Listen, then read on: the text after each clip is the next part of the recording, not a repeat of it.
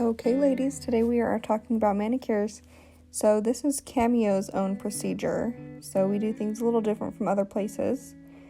Also, I'm missing some of the supplies because I'm not here at school. But here I've got some soak, some scrub, some lotion, cuticle oil, some rubbing alcohol, some cotton pads and an emery board, and my manicure implements. And of course some warm water that I've got the salts dissolving in. So normally here you would spray some antiseptic on your client and you would inspect their hands, make sure everything looks healthy. I don't have antiseptic, so I just pretended. And then here I'm taking my emery board and I'm shaping my client's nails. Always going from corner to center on both sides. You never want to saw back and forth. That can kind of split the edge of your client's nail and just cause it to have damage, and it doesn't look very nice. So we always want to make sure corner to center when we're filing.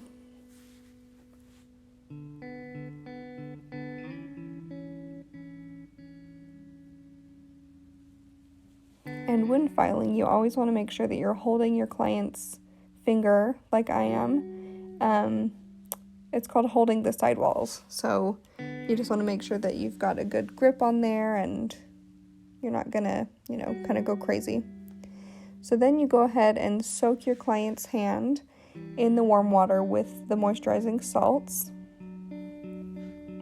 You can tell them that they can mix around the salts to help them dissolve, or they can just hang out.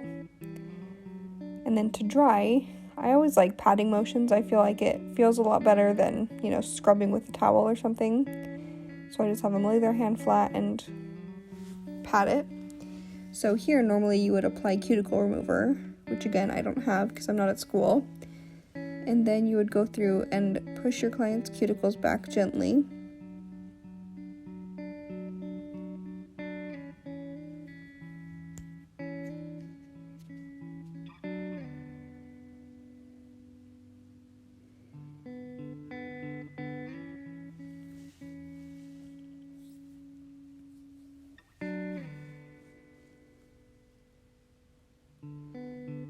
And then you will go through with your cuticle nippers and very gently remove the dead white cuticle tissue. Again, if it's pink, that means it has blood flow, and we do not cut live tissue. So only the dead white dry tissue, called the cuticle.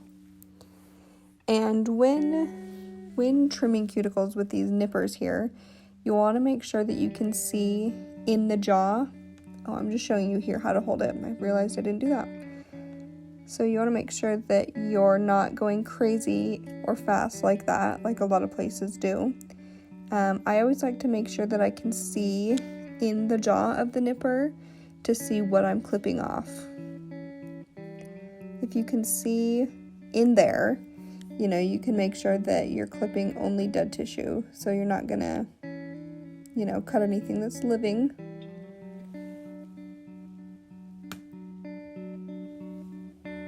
And don't be afraid to use different angles like I am here, just to make sure that you're getting all the way around the nail plate. You want to make sure all the cuticle tissue is removed.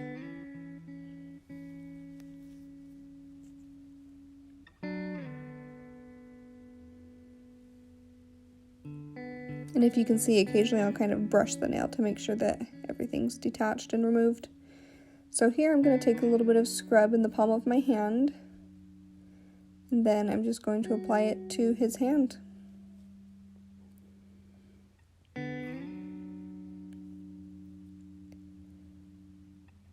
And you want to make sure you get all of the hand, the top of the hand, the palm of the hand, the fingers. And you don't necessarily want to massage this in.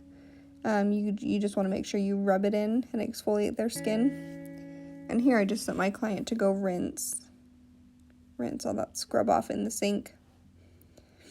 Okay, and then I'm going to take some lotion, warm it up in my hands, and then apply it This first massage technique is called effleurage. Effleurage is just sweeping movements like that. And then petrissage is kneading movements. So that can be kneading or squeezing. And with this too, don't be afraid to turn your client's hand around and use different angles just to make sure that you get, a comfortable angle for both of you and you're able to massage their whole hand. There's lots of different pressure points on the hands that feel good. That one by the thumb always feels nice. And I feel like the fingers sometimes get neglected too, just because, a lot of people are typing all day or writing all day, and that can be exhausting on your hands. And then that little kind of feathering off motion I did, that is the last step to the massage. It's also known as tapotement. So here I'm taking some alcohol and I'm cleansing the nail.